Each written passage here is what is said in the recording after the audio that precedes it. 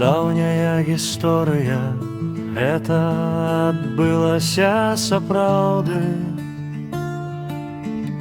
У краіне гор і паэтаў, у сонечнай Венецыі. А над горадам свяціла светлай, чистай верай.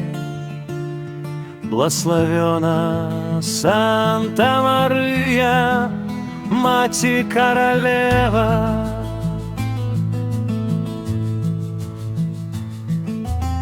Пяць сыноў і шмат багацця меў заможны чалавек,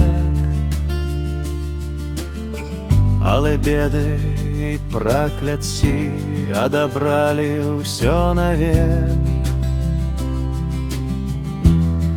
За апошняга сына ён шаптаў нясмела: блаславёна Санта-Марыя, маці каралева.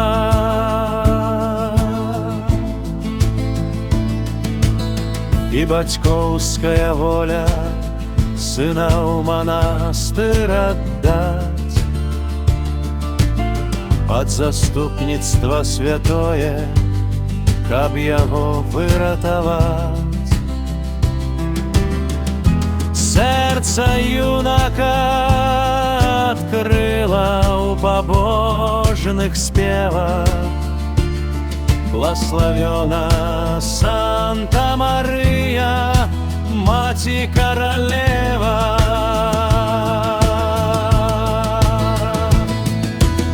Да цудоўнай выявы той юнак насіў заўжды і пітво сваё, і стравы душы, малітвы,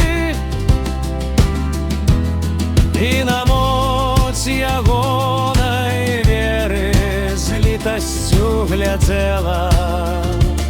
Блаславёна Санта-Марыя, маці каралева.